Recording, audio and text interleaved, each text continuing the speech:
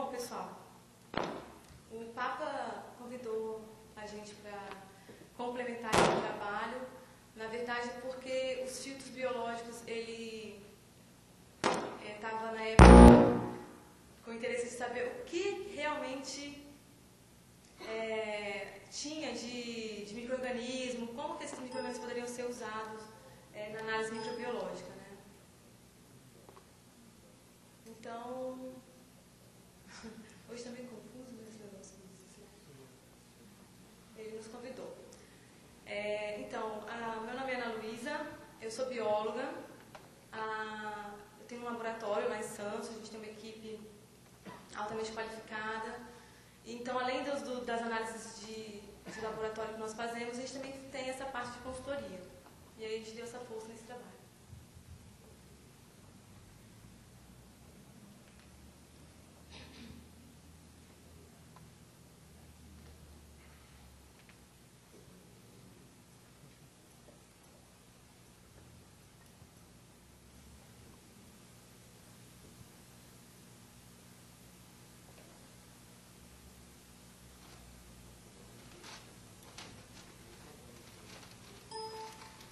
Deu certo agora? Não.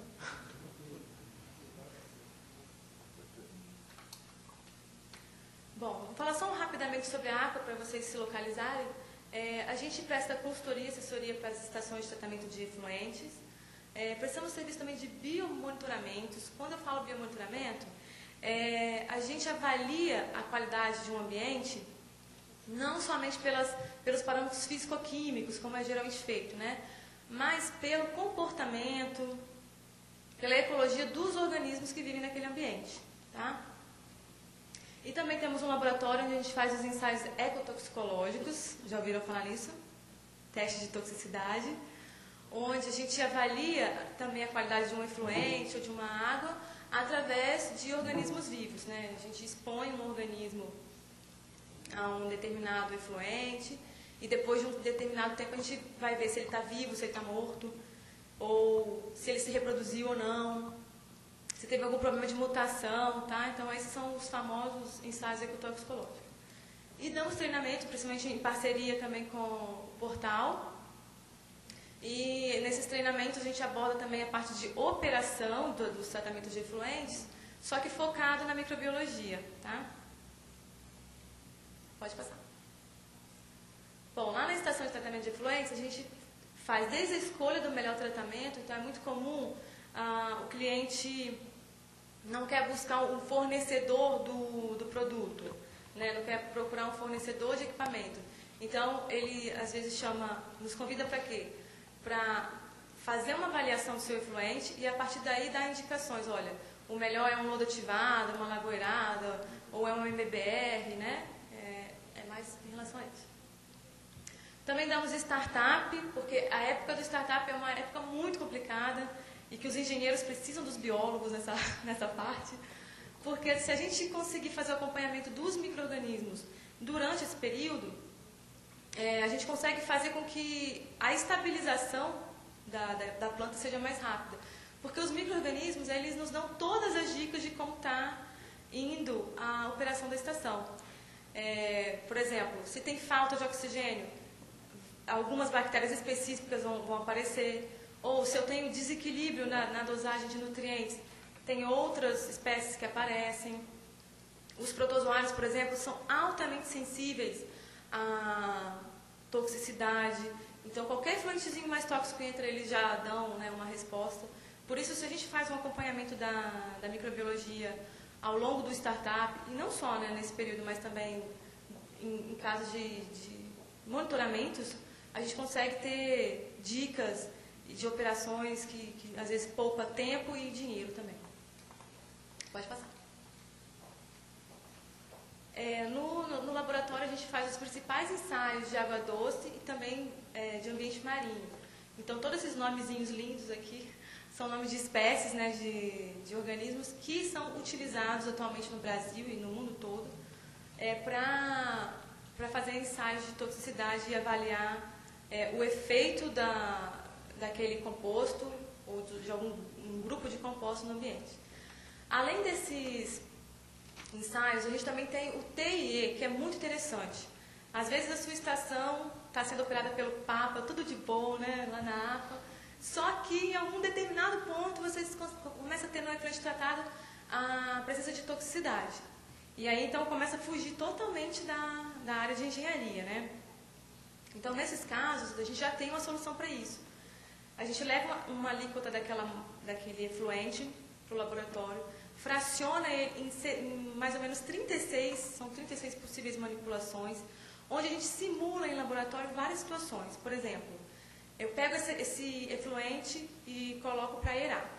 E aí repito o teste de toxicidade depois dessa aeração. Quando eu faço isso, a maioria dos compostos voláteis foram embora. Então, se eu repito a toxicidade e a toxicidade reduziu, significa que o problema dessa toxicidade era o quê? Compostos voláteis. Eu posso, por exemplo, também adicionar uma alga que ela suga toda a amônia que tem na amostra. Se eu repito o teste e a toxicidade reduziu, era o quê? Amônia. Então, dá para descobrir qualquer coisa utilizando esses bichinhos aí. Pode passar. Além disso, também a gente tem a parte de biomonitoramento. O que é isso? Depois que o efluente, por mais que esteja dentro de tudo que o CONAMA 357 pede, né, está dentro dos padrões, ele é lançado no rio ou no mar, a gente tem que saber o real efeito disso no ambiente, tá? Então, já existe também levantamentos que a gente consegue detectar isso. Pode passar. Que é através do fitoplâncton, então a gente avalia numa amostra de rio que está a montante da fábrica e a jusante, identifica quais são as espécies de microalgas que existem ali. Por que microalga? Ou então também, pode passar, o zooplâncton. Porque esses organismos, eles são muito sensíveis e eles variam de acordo com a qualidade do ambiente.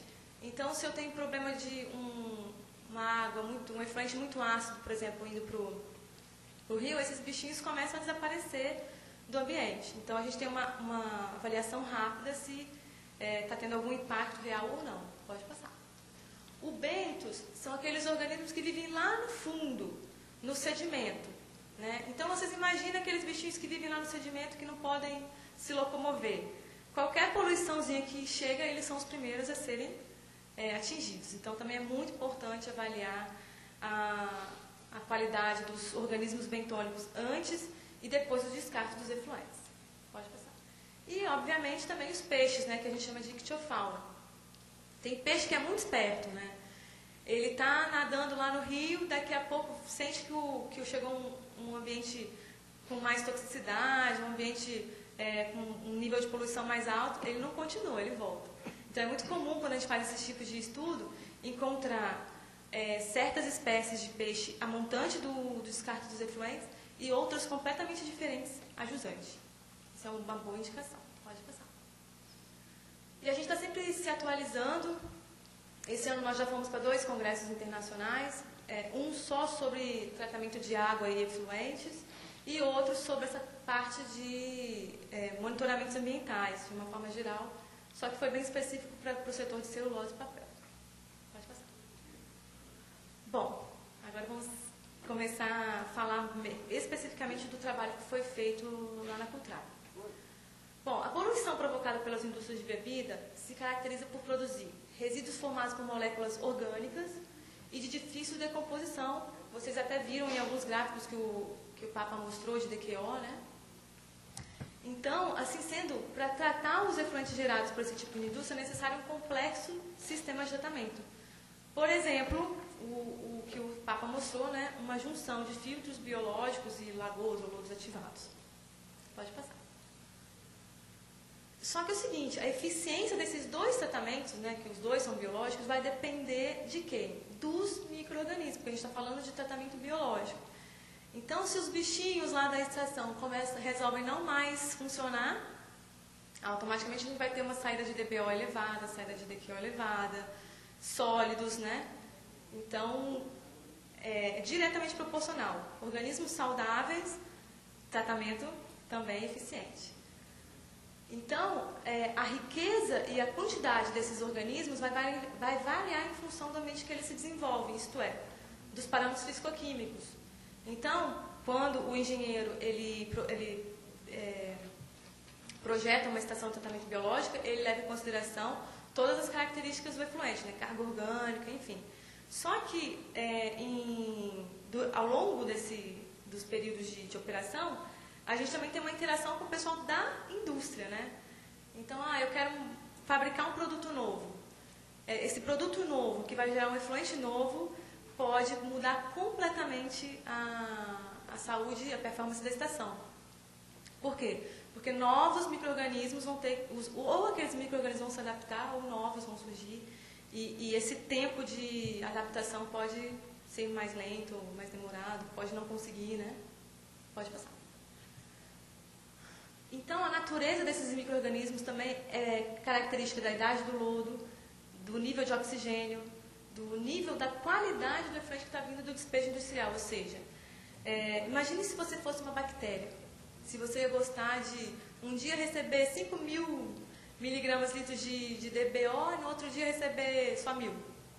Vai passar fome, né? A gente também é assim, se a gente passa um período do dia com fome, na hora que a gente come, a gente quer comer tudo, né?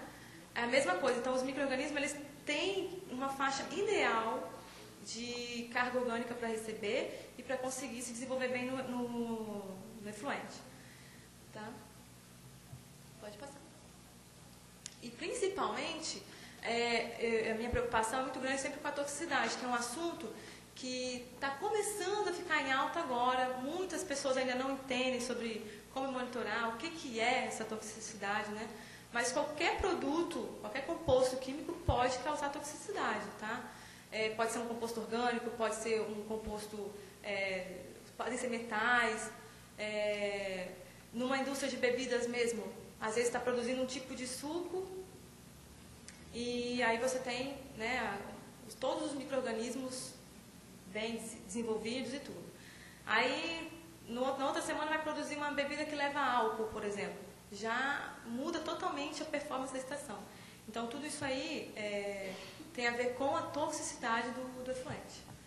Então, para a gente assegurar e melhorar a estabilidade e a eficiência dos processos biológicos na ITE, é necessário ter um melhor conhecimento, não só dos parâmetros físico-químicos, mas também na microbiologia. Se a gente tem um sistema biológico, é de suma importância monitorar o principal, né, que são os micro-organismos. É muito importante e ajuda muito quando a gente sabe o que aquela espécie, aquela determinada espécie está fazendo ali naquele ambiente. Ela mesma vai nos dizer sobre a operação. O problema pode ser a idade do lodo, ou eu não estou dosando direito os nutrientes, né? Enfim, pode passar. Então, o objetivo desse estudo, no caso da Cutrale, foi conhecer os micro-organismos que habitam os filtros biológicos e a lagoa lá da ITE, e a partir daí usá-los como bioindicadores da qualidade. E a gente conseguiu, mais para frente vocês vão mostrar, vocês vão ver que determinadas espécies que a gente nem sabia que existia nos filtros biológicos se desenvolvem e são excelentes indicadores da operação da planta e da qualidade do efluente. Pode passar. Qual foi a metodologia que a gente usou? Lá na APA, a gente usa a metodologia estabelecida pelo Jenkins, que foi o cara que criou, né, praticamente, quem identificou os principais organismos e conseguiu estabelecer uma relação entre efluente, características do efluente e micro-organismos. Onde a gente avalia os flocos biológicos, pode passar, os protozoários e as bactérias filamentosas. Não tem como apagar essa luz aqui de cima, não, para ficar mais visual, assim, as fotos? No caso dos flocos biológicos, a gente, é muito importante porque o que são os flocos? São bactérias que existem lá na estação que vão se juntando, se aglomerando e formando colônias. A gente chama essas colônias de flocos biológicos. 95% de tudo que tem na estação é formado por bactérias. Então, temos que cuidar muito bem delas. Para quê? Quando elas formam esses flocos têm que crescer de uma forma arredondada, grande. Para quê? Para quando chegar no decantador, ele ter peso suficiente para decantar sem uso de polímero. Tá? Esse é um processo natural. Então, quanto maiores e mais compactos esses flocos, melhor a gente vai ter uma taxa de sedimentação. Os protozoários são excelentes porque eles não contribuem para a remoção, tanto para a remoção de carga orgânica como os flocos, porém, eles removem aquelas bactériazinhas que ficam em volta do floco. E essas bactérias que ficam em volta do floco estão sujando, causando turbidez no efluente.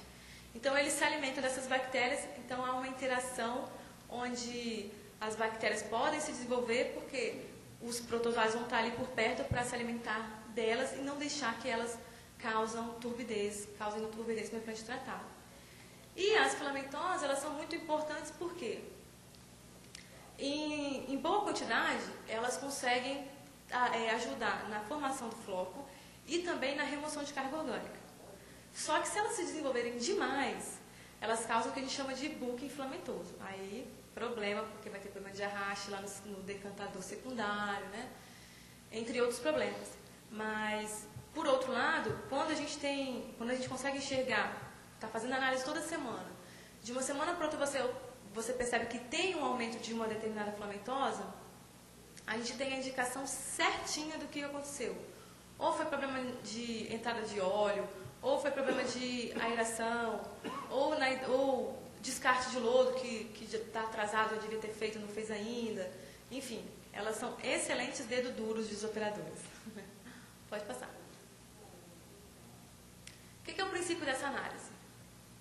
Primeiro a gente faz uma análise microbiológica, então, né, no microscópio eu identifico os flocos, protozoários e as filamentosas. Pode passar. De novo. Aí eu faço uma classificação, né? Então eu faço uma pesquisa mesmo. Ó, hoje os flocos estavam pequenos e fracos. Só tinha ameba e flagelado. E eu vi muito da filamentosa beija à toa. Então peraí, vamos lá pesquisar as causas disso aí. Quando eu pesquiso as causas, pode passar? Mais dois. Mais dois.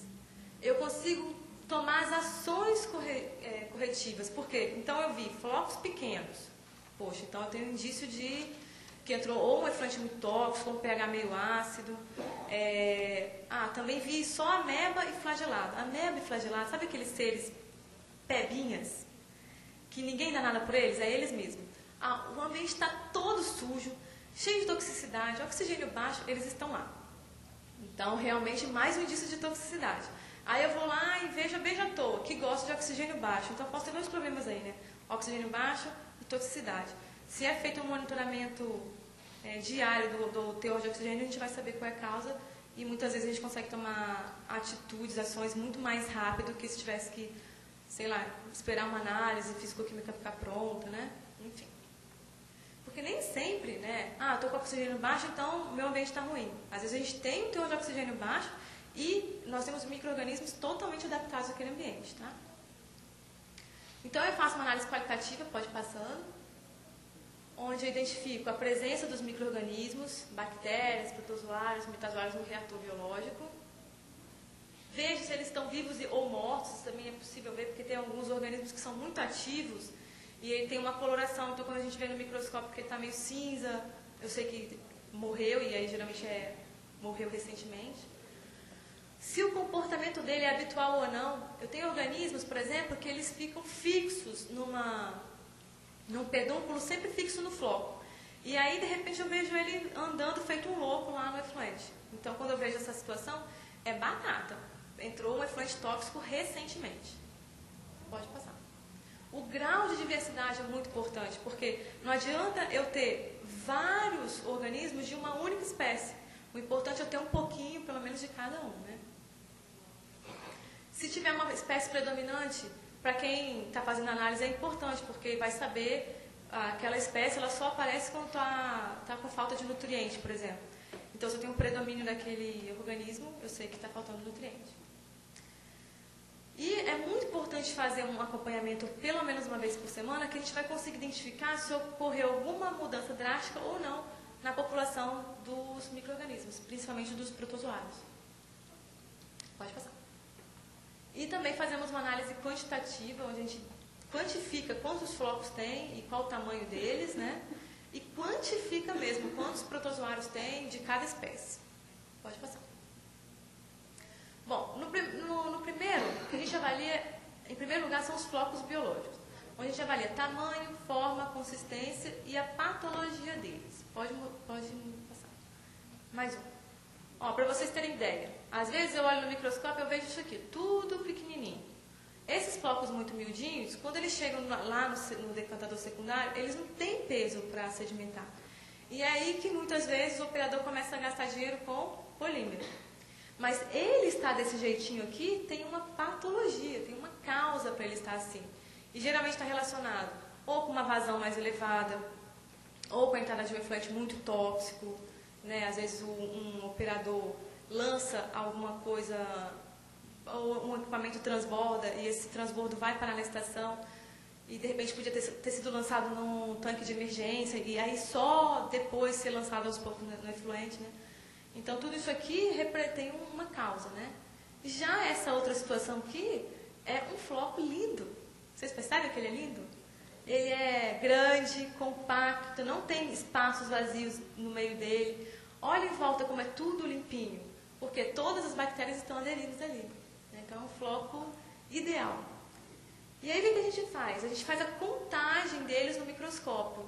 Eu conto 100 flocos e desses 100 eu classifico quantos são pequenos, quantos são médios e quantos são grandes. Flocos pequenos não decantam, já os médios e grandes têm maior chance de sedimentar. Agora, não adianta nada eles estarem grandes se estiverem, por exemplo, com uma forma irregular. Quando isso acontece? Quando eu tenho bulking filamentoso. O bulking impede o floco de ficar assim, todo compactozinho. Tá? Então, no caso, a gente fez essa análise tanto nos filtros biológicos como lá na lagoa. Tá? A gente fez nos dois. Mas por que você fez análise de floco no filtro se o que tem ali é uma biomassa, né, aderida? Porque eu tinha que saber se eram as mesmas bactérias que existiam lá na lagoa e se aqueles flocos também podiam me dar alguma indicação. Pode passar. Os filamentos também, pode passar. A gente fez a contagem e a identificação. A gente fez a identificação deles na amostra fresco. Então, pegou uma amostrinha lá do lodo, colocou no microscópio e fez a identificação. Em alguns casos, quando a gente não consegue identificar, pode passar, a gente cora a amostra, né? Então, eu consigo identificar se aquela bactéria é gram ou nícer positiva ou negativa, e aí chegar definitivamente à espécie. E a contagem, pode passar, ela é feita de acordo com a metodologia do Jenkins, onde ele fala, olha, se eu tenho uma filamentosa ou outra em cada lâmina, eu classifico como A ou B. Se cada floquinho tem pelo menos de 5 a 10 filamentos por floco, então eu tenho uma quantidade C e D, que é ideal. Agora, se eu olho lá na lâmina e vejo uma cabeleira sem fim, né, que é só filamento, então eu tenho problema de bulking filamentoso. E aí a gente usou essa tabela, essa classificação no estudo da Cutrale também. Pode passar. E os protozoários, que é a parte mais legal de todas, porque eles são muito lindos, pode passar. A gente fez a identificação e a contagem deles. Então, desde amebas, pode ir. Flagelados, mais um. Os ciliados fixos, pode passar. Suctórios e outros grupos que fazem parte aí dessa extensa microfauna. Pode passar. Bom, como é que foi a área de estudo? Mais um. As amostras foram coletadas semanalmente ao longo de dezembro, na verdade foi no finalzinho de novembro até o iníciozinho de março. Na saída de cada filtro biológico e na saída lá da lagoa. Por que a gente escolheu esses pontos, né? Porque a gente quer saber, depois de todo o tratamento, o que tem de microbiologia. Pode passar. E aí a gente fez uma correlação entre os resultados dos parâmetros físico-químicos de controle operacional e os resultados da análise microbiológicas. Pode passar. Tá, então eu vou mostrar aqui alguns resultados, apesar do Papa já ter mostrado, eu vou mostrar só desse período que eu monitorei, tá? Que foi de no finalzinho de novembro até março. Então, temperatura é um parâmetro que influencia muito nos micro-organismos. Da mesma forma que a gente, por exemplo, eu sou do Espírito Santo, né? Então, muito calor lá. Quando eu vim aqui para São Paulo, no inverno, é um desespero. Praticamente uma bactéria inativa, né? Aqui no inverno de São Paulo. As bactérias do reator biológico é a mesma coisa, né? Elas têm uma faixa de temperatura ideal, que elas se desenvolvem bem. Então, 25 e 35 é o que elas adoram. E se a gente ver aqui, ó, tanto na entrada dos filtros, que está em azul, como na entrada do tanque de geração, que está em vermelho, a temperatura ficou entre 30 e 35 a maior parte do tempo, em todo o período monitorado. Ou seja, a temperatura não é problema lá. Pode passar. Outra coisa que influencia muito no desenvolvimento delas é o pH. Elas gostam de um pH mais próximo possível da neutralidade, tá? Em torno de 7, 7,5 é o ideal. E o que a gente vê aqui também? Que tanto na entrada dos filtros, que está em azul, quanto na entrada do tanque de geração em vermelho, ó, ficou entre 7, 8 no máximo. Então, pH também não é problema. Até então elas estão adorando o ambiente, né? Lógico, eu esqueci de falar, mas esse estudo foi feito depois, né, dessa modificação que o Papa fez lá na estação. Pode passar. O OD, como vocês podem ver aqui, ele ficou... OD a gente só mediu, obviamente, lá na lagoa, porque o filtro não tem aeração. Mas fica em torno assim, de 0,2, tem época que aumenta um pouquinho, mas é basicamente abaixo de 0,5. O que teoricamente seria ruim, mas depois, mais pra frente, vocês vão ver um gráfico que mostra a quantidade de protozoário que tem na lagoa. É enorme, uma variedade muito grande. Mesmo com esse teor de oxigênio. Pode passar. Bom, a DQO é um fator que influencia muito, porque é a carga orgânica dos micro-organismos, né? Então, o que acontece? O grande problema não é eu ter uma carga orgânica alta, e sim uma carga orgânica que flutua muito. E como a gente pode ver, tanto na entrada dos filtros, como na entrada do tanque de geração, a gente consegue manter, ó, na entrada entre 4.000 e 5.000 miligramas litro. E na entrada do tanque de geração, ó, entre 1.000 e 2.000. Então, essa variação é praticamente constante. São valores muito bons para o desenvolvimento de qualquer micro-organismo. E no efluente tratado, que está aqui em verde, a gente vê que sai bem baixinho mesmo a maior parte do tempo. Pode passar. Aí, a gente fez aqui o cálculo da eficiência de remoção de DQO nesse período. Pode ver que fica a maior parte do tempo em torno de 97%. Pode passar.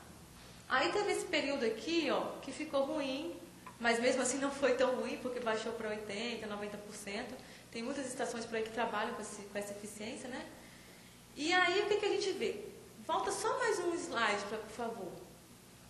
Mais um. Olha só, não foi problema de entrada de DQO mais alta nesse período. Pelo contrário, até deu uma baixadinha aqui. E vocês veem que aqui no efluente tratado a gente teve um aumento? Então, mais pra frente eu vou mostrar aqui para vocês que teve um evento, um acontecimento aí, que provocou a morte dessas bactérias nessa ocasião. E aí diminuiu um pouco a eficiência da planta, mas nada absurdo. Mas toda empresa que quer, né, monitorar tudo certinho fica, caiu para 90, já fica apreensivo, né? Pode passar. Mais um. Vazão também é outro fator que influencia demais, porque os micro-organismos que estão, principalmente lá na lagoa, né? Eles têm um tempo que tem que ficar em contato com o efluente para eles conseguirem absorver a carga orgânica e crescer. Então, se o efluente começa a passar uma vazão muito rápida pela lagoa, o que acontece com os micro-organismos? Eles não conseguem crescer e muito menos se alimentar. Então, a vazão, ela tem que seguir o mais constante possível o que realmente acontece aqui, ó. Varia entre 600 e 700 na entrada dos filtros, em torno de 300 e 200 na entrada do tanque. Pode passar. Os sólidos, eles de uma forma indireta indicam a quantidade de micro-organismos que tem na lagoa. Então, é um parâmetro de suma importância também. Porque, às vezes, o operador não pode fazer análise microbiológica, mas se ele tem os resultados de sólidos na mão, ele sabe se ele está com uma quantidade de micro-organismo média, grande, pequena, né? Então, a gente vê aqui que entre novembro e janeiro, a gente teve uma queda, pode passar, nesse mesmo período aqui, onde a gente avaliou uma queda na performance da estação. Pode passar. Tá vendo, ó? No mesmo período. O IVL também reflete a taxa de sedimentação do lodo, também outro parâmetro que tem que ser acompanhado de perto. E muitas vezes eu conheço várias empresas que os operadores operam a estação pelo IVL. Então eu tenho que ter um IVL entre 100 e 150. Começou a chegar em 200, eles já tomam ações corretivas, né? E o IVL a gente vê que a maior parte do tempo ficou entre 100 e 150. E justamente naquele mesmo período, nós tivemos um aumento no IVL para valores quase em torno de 300. Pode passar. Mais um. A idade do lodo também vai nos dar alguns indícios de operação. Sabe aquela historinha que o pessoal fala de que panela velha que faz comida boa? Pura mentira. Aqui não vale isso. As bactérias, na verdade, quanto mais velhas nesse sistema aqui, elas não vão ficar necessariamente mais... Você vai ter mais bactérias dentro do reator. Na verdade, você vai ter mais bactérias, porém mais velhas, já não tendo aquela capacidade de remoção de carga orgânica como uma bactéria mais jovem, no caso aqui entre 15 e 20 dias. Pode passar. Né? Refletindo aqui, tá vendo? Chegou a 40 dias a idade do lodo. Mais um. A relação FM ficou numa taxa entre 0,06 e 0,1, o que é normal, né, também para esse tipo de sistema. Pode passar. E aí vem os resultados dos parâmetros biológicos, como é que eles nos ajudaram. Bom, aqui tem os resultados dos filtros 1, 2 e 3, nesse período de novembro até março. Em azul, a quantidade que nós temos de flocos pequenos. Em vermelho, os flocos médios e em verde, os flocos grandes. O que a gente quer, o que a gente queria no caso dos filtros biológicos era simplesmente avaliar, porque a gente não sabia o que era bom e o que era ruim para esse tipo de sistema. Mas aquele período que eu mostrei que teve queda nos sólidos, queda na eficiência de remoção de DQO, pode passar. Não pode passar não. Eu pensei que eu tivesse circulado. Volta, por favor. Aqui, ó, esse dia, por exemplo, no dia 3, aqui, quando começou a ter problema, olha a quantidade de flocos pequenos. No restante dos dias, não, ó, a maioria ficou entre médios e grandes, médios e grandes. Então, isso já era alguma indicação que mais pra frente eu vou falar sobre isso. Pode passar.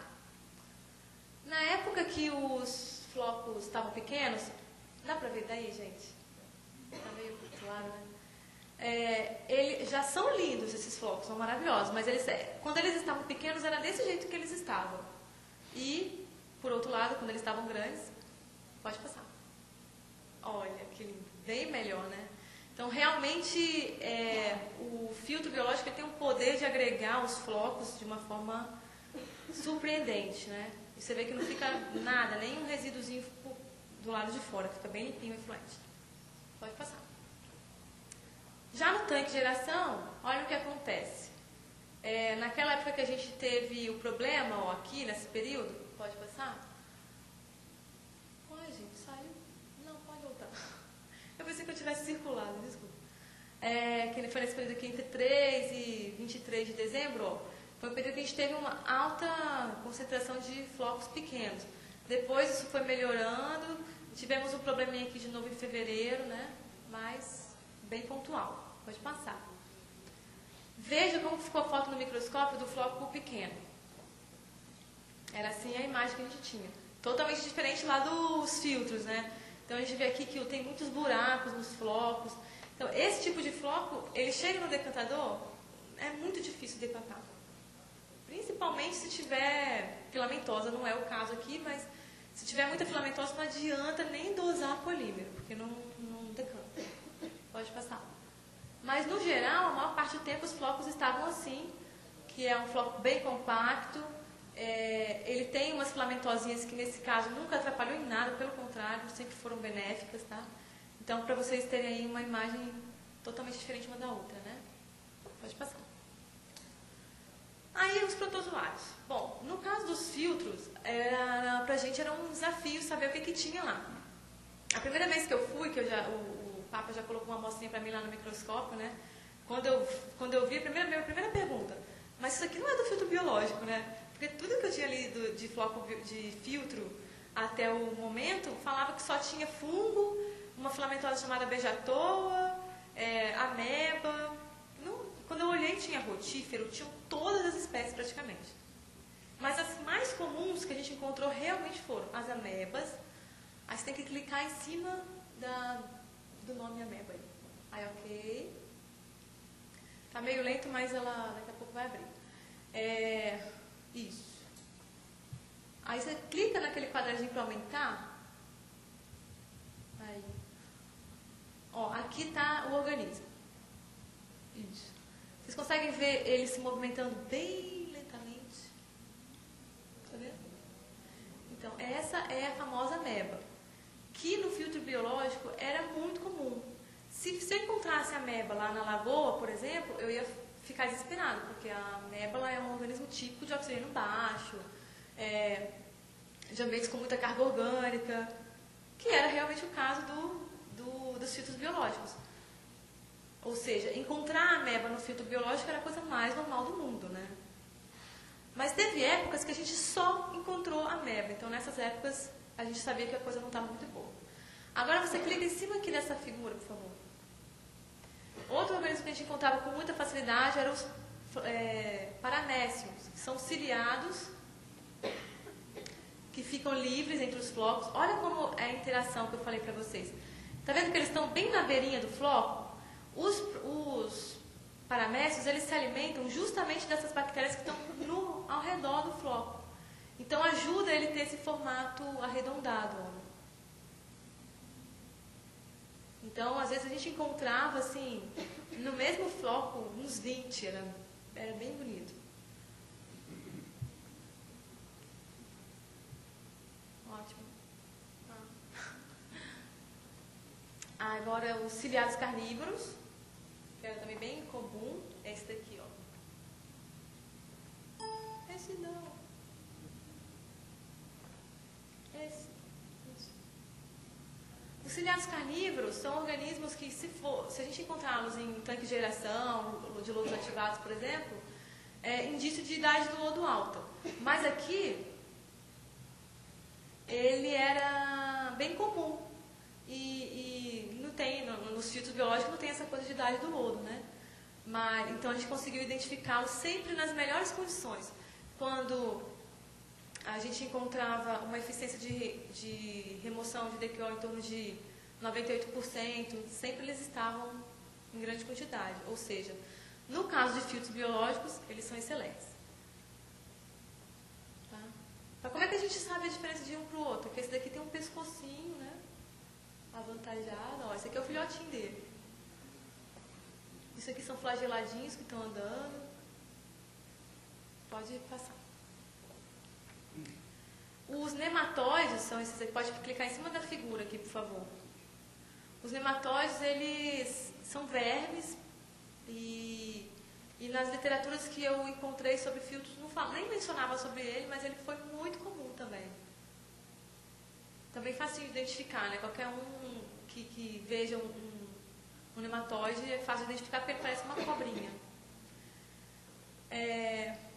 Eu acredito que existia muito nematóide tem, né? Muito nematóide lá no lodo, no filtro, porque o nematóide gosta quando tem uma grande quantidade de lodo. E para eles, né? Aquele lodo que fica aderido, aquele biofilme, para ele é excelente. É um prato cheio. E por fim, o gastrotríqueo. O gastrotríqueo, inclusive, é um organismo que foi recentemente publicado no livro do Jenkins, nem tinha. E a gente encontrou também nas melhores situações. Ele parece uma foquinha, não é? Eu sinto que vocês não estão gostando muito dos meus protozoários, gente. Ninguém fez um comentário. Tem gente que fala, nossa, parece uma berinjela, parece um fusca. Né? Então, ele parece uma foquinha, eu acho. Tá? Então, para a gente foi bem legal esse estudo, porque conseguimos descobrir quais são as espécies indicadoras da qualidade do efluente que está entrando nos filtros biológicos. Pode passar. E aqui um gráfico que mostra, ó, aqui no eixo X tem as datas em que a gente monitorou, né, em cada filtro biológico. E aqui, no eixo Y, tem a quantidade de organismo por gota. Então, cada gotinha de lodo eu encontrava esses organismos aqui. E cada cor representa um grupo de organismos, tá? Então, percebam bem, por exemplo, aqui nesse primeiro dia, que foi a primeira amostra que a gente fez, a gente tinha até uma variedade boa, ó, tinha flagelado, tinha ameba, tinha... Cadê esse aqui rosinha? A arcela, que é um tipo de teca-ameba, tinha rotífero, então já era uma variedade legal. Por outro lado, naquela época que começou a ficar ruim, passa aí comigo, por favor. Ó, como diminuiu a quantidade deles. Olha as únicas criaturas que sobreviveram. Ai, meu Deus. Apertei o negócio aqui. Só os flagelados. O que eu falei? Flagelado é o quê? Um ser peba. Aonde ele fica? Nas piores situações. A sensibilidade do lodo estava alta, os sólidos tinham diminuído, estava tudo ruim nesses dias, não é? Então, eles refletiram aqui, só sobreviveu os flagelados. Problema de toxicidade vindo do despejo industrial. Pode passar. Já no lodo ativado, lá na lagoa, o que a gente mais encontrou foi o seguinte: os flagelados, sempre em situações muito ruins, assim, muito ruins que eu digo, o oxigênio estava mais baixo, ou entrou uma carga orgânicazinha mais alta, eram eles que apareciam. Pode passar. Só você, desculpa, só clicar em cima do flagelado.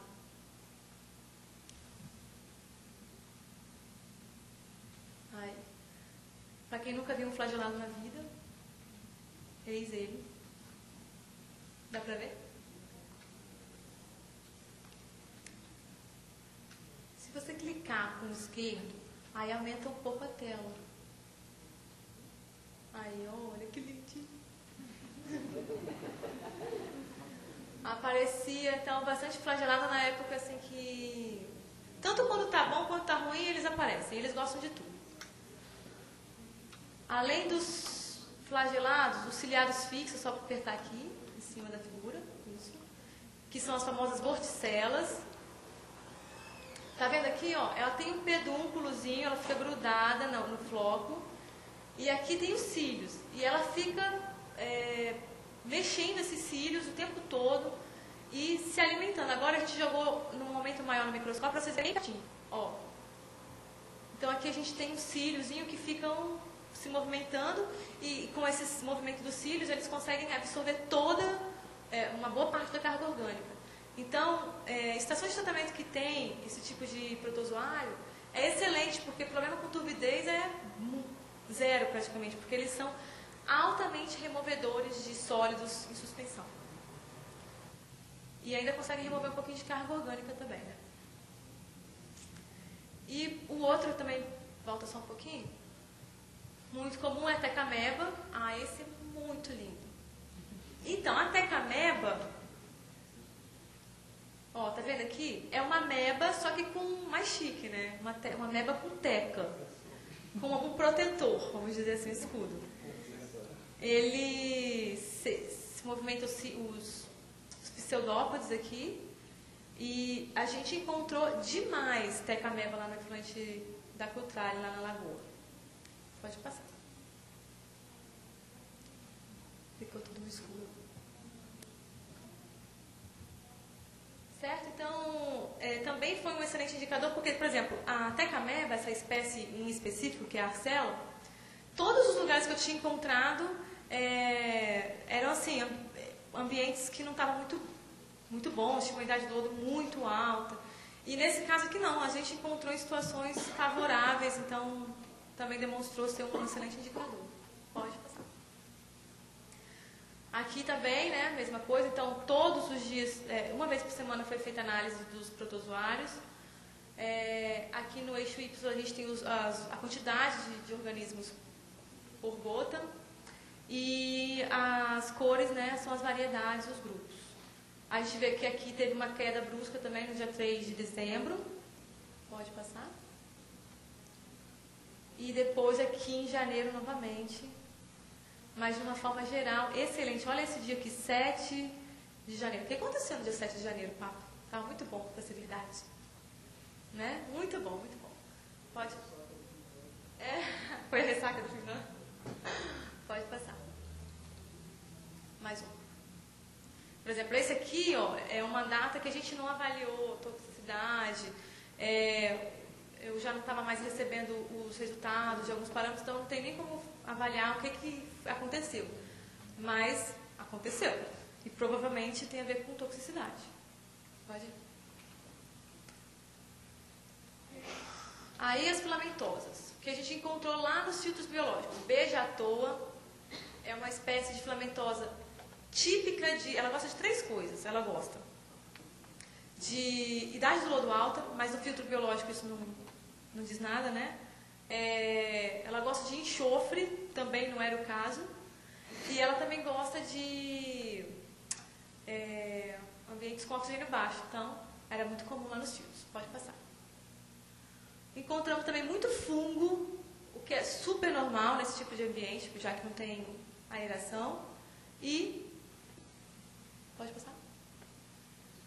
Zoogleia, que se fosse numa estação de tratamento convencional, né, tipo lodo ativado, significa que tinha problema com nutriente. Mas em todas as bibliografias que eu achei, fala que é bem comum encontrar esses organismos no filtro biológico. No caso da beija à toa, não tem problema, porque ela remove carga orgânica, então é um excelente organismo para deixar lá.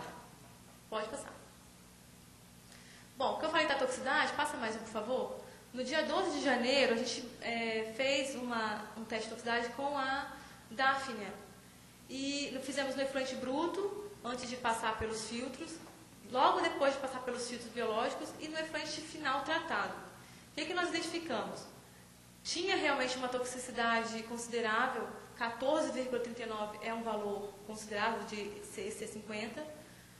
Removeu bastante, foi para 61,7 nos filtros biológicos, e no efluente final não tinha. Então, apesar de a gente ter, em algumas ocasiões, problema com toxicidade, a gente sabe que essa estação ela é excelente para remover a toxicidade aguda. Pode passar. Conclusões, estou acabando.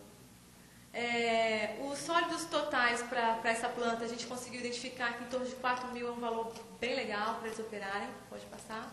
Isso lá no tanque de aeração, tá? O IVL também ficou entre 100 e 250, é um valor bom. Pode passar. A idade do lodo entre 15 e 20 dias foi a melhor período de performance. Pode passar. Pode ir indo, tá? A eficiência se mostrou bem elevada, em torno de 98%, muito bom. Mais um. Toxicidade aguda, com esse 50, em torno de 14%, afeta o desenvolvimento dos micro-organismos. Então, é uma coisa que eles têm que tomar cuidado, né, e de vez em quando estar monitorando, para evitar. Pode passar. Mais um. Esse estudo forneceu novas informações sobre a microbiologia de filtros biológicos. É até interessante a gente começar a publicar esse trabalho, porque tem pouca coisa escrita sobre isso. A microbiologia mostrou uma alta correlação entre a qualidade do efluente e a toxicidade e, enfim, a performance da estação. Essa análise também mostrou para a gente que de uma forma rápida como estava indo a performance da estação e também contribuiu para que a gente tomasse decisões mais rápidas em algumas situações. Pode passar. Muito obrigada. E a gente está aberto agora para as dúvidas, ou não.